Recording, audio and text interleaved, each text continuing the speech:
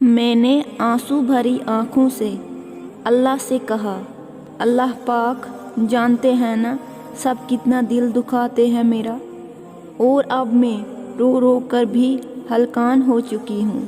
फिर अल्लाह ने कहा, गम न करो, मैंने एक एक आंसू को मोती की तरह संभाल के रखा है अपने पास, और जल्द ही इसका अजर भी मिल जाएगा।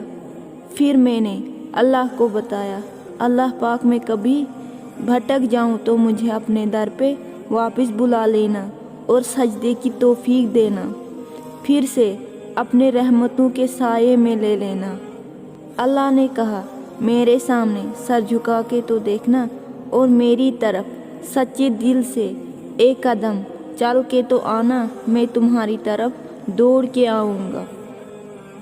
फिर मैंने अल्लाह को बताया, अल्लाह पाक मेरे दिल किरचे किरचे हो गए हैं, मैं टूट कर बिखर गई हूँ, लेकिन मैं फिर से अपने वजूद को समेटना चाहती हूँ।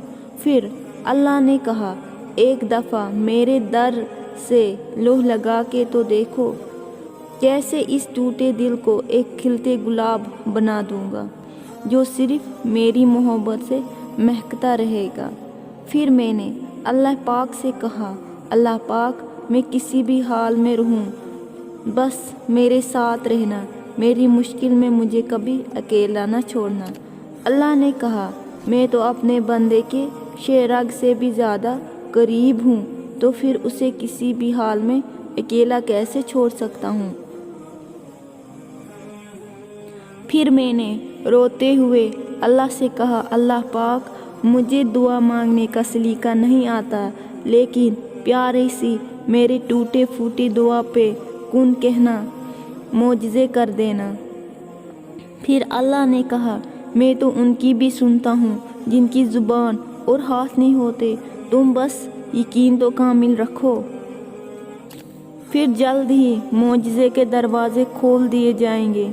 कभी कुछ टाइम निकाल के अल्लाह पाक से बहुत प्यारी से, बहुत यकीन से, बहुत तसल्ली से बच्चों की तरह सजदे में मांग कर तो देखना और उसकी राह में चल कर तो देखना।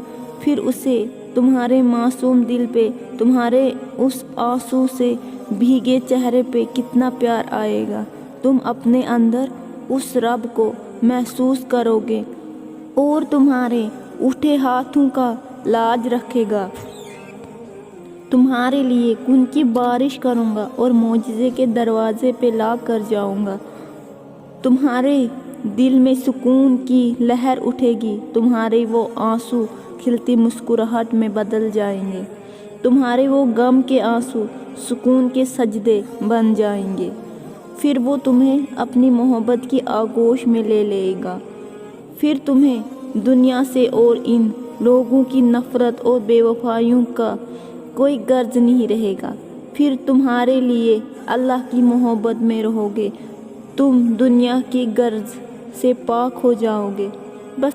बस एक दफ़ा अपने वजूद को उसके हवाले करके तो देखो, उसकी रज़ा में राज़ी रह कर तो देखना, फिर वो तुम्हारे रज़ा तुम तक पहुँचा दिया जाएगा। याद रखो, अल्लाह पाक के अलावा कोई भी तुम्हारे हर वक्त, हर लम्हा, हर जगह एक वक्त में मैसर नहीं होगा। बस लोगों से उम्मीद लगाना छोड़ दो और अल्लाह की मोहब्बत को पालो, क्योंकि वो कभी अकेला नहीं छोड़ेगा तुम्हें।